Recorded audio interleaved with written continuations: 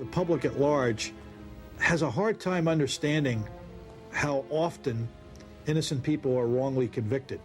The Los Angeles Police Department, the DA's office, and the FBI were determined that Pratt should stay behind bars. And so they tried to find some other case to bring against him. And they finally decided on an unsolved murder case called the tennis court murder that came out of Santa Monica and charged him with this on the basis of some shenanigans involving a FBI informant named Julio Butler. Julius Butler said at Pratt's trial he was not an FBI informant. We have a ton of material that clearly indicate that Butler was an FBI informant. As an example, here we have an FBI, Federal Bureau of Investigation, August 19th, 1969, and all the information he was giving the FBI during that interview. Of course, the FBI is going to place itself in a position of being able to deny whatever happens, just the way they're denying that Julius Butler was an informant. Butler said that he has written a letter containing information relating to an involvement of BP members in an affair that could put them in a gas chamber. I mean, they had an informant file, and Butler was contacted about 36 times, but they said, well, he's not an informant. Butler said that he was expelled from the BPP in August of 1969. At Pratt's trial, he said he was not expelled, that he quit. Now, according to FBI's own records, their own telephone tap, they later realized that Geronimo Pratt was in Oakland at the time of the tennis court murder. The ballistics person came in and testified that the bullet taken from the victim did not match ballistically the barrel of the gun. Well, the way they got around that was they had Julius Butler, as part of his confession, tell the jury that not only did Pratt confess the crime to me, that he did it, but he also told me that he threw the barrel of the gun away. So that took care of that. The counterintelligence program had successfully divided the Black Panther Party into two opposing groups, and the Newton group had barred any members of its group from having anything to do, speaking on the phone, talking to, and definitely not testifying in trial of the other group. Geronimo Pratt had been expelled. He was in the other group.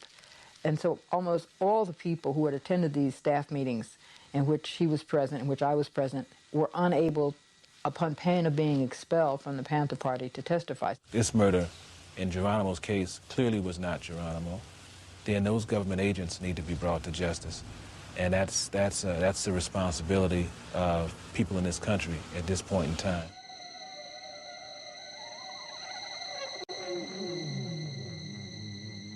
The FBI has considered an attempt to try to smash the Black Panther Party. They stopped actually attacking us. Didn't mean they didn't have no covert crap going on. Infiltration of cocaine into the Black Panther Party, its leadership, Huey P. Newton being the main target. And every once in a while I says, why are you snorting this cocaine? This ain't the thing. Now, I don't say this because I'm trying to destroy Huey's character. What I'm trying to tell people is you have to learn to know the whole truth. I had clear impression that chemical warfare would be utilized against the Black Panther Party. We had taken a position in our rules against anyone shooting heroin and narcotics found would be immediately dismissed from the Black Panther Party because we essentially were anti-drug in our operations. I'd say in my analysis and reflection and research that there were mind control operations run against the Black Panther Party, as well as a lot of other operations, psychological warfare programs. And when I say chemical warfare, I'm talking about chemical substances like alcohol and cocaine.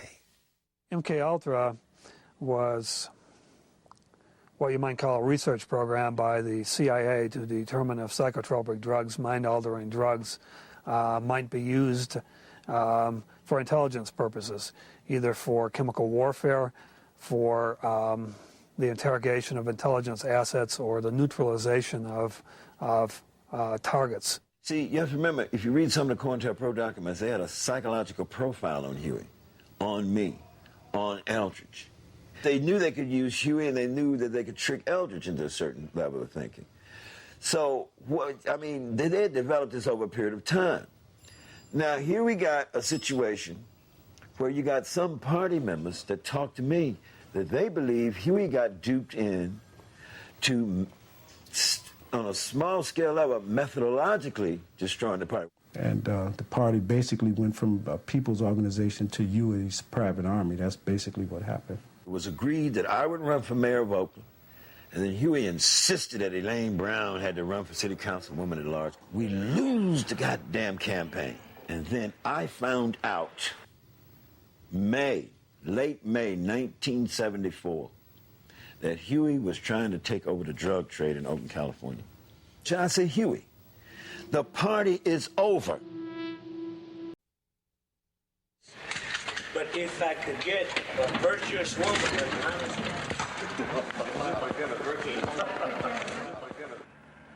who's the boss?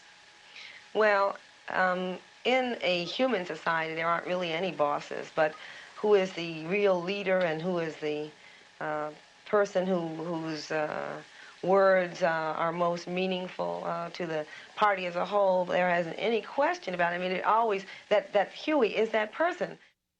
I had the distinct impression consistently from 1971 that Ms. Elaine Brown was a highly placed intelligence operative inside the Black Panther Party. I think Elaine Brown came in through Earl Anthony, and she followed the same course of devious type of activities. So I'm saying all this to say that they got involved with people and caused a lot of problems, but we was aware of it. We just wasn't aware of the extent that the LAPD, the federal government with its COINTEL, the CIA, FBI, we wasn't aware to the extent that these people were involved. She acknowledges in her own words, in her book, Taste of Power, that in fact she had been educated, groomed, taught at the hands of a longtime Central Intelligence Agency operative, J. Richard Kennedy, who anyone can find out about in David Garrow's book, The FBI and Dr. Martin Luther King. So many party members literally have told me they believe this, that this woman was connected some kind of way and got step by step, piece by piece, got Huey hooked over into some notion that he could get more money behind the scene if he step by step methodologically demised the Black Panther Party. We've always wanted to represent the will of the people. They're not interested in socialism at this time because they believe that they can get their just desserts in this capitalist system. When the people democratically want a change in system to a socialist system, then the party will be the first to have solidarity. John Stockwell, former station chief of the CIA in Angola, he said, well, I want to say this to you very clear. The Huey P. Newton that people see today is a direct result of operations run by the Central Intelligence Agency to ensure that he would turn out the way that he is. Some people have a distorted view of me, and it gives me very much trouble. It adds to the sort of timid personality that I already have. It makes me uncomfortable. Because I know that I can't give them all of those things that their idol is supposed to. And I don't want to appear to them a fake, but I would just like to tell them that, you know, I'm just another regular human being.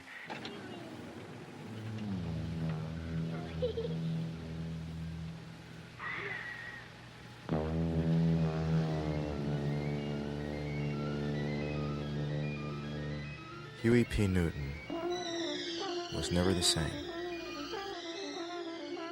He eventually became Dr. Huey P. Newton, Ph.D. He eventually became a crackhead, and he eventually was assassinated in Oakland in 1989.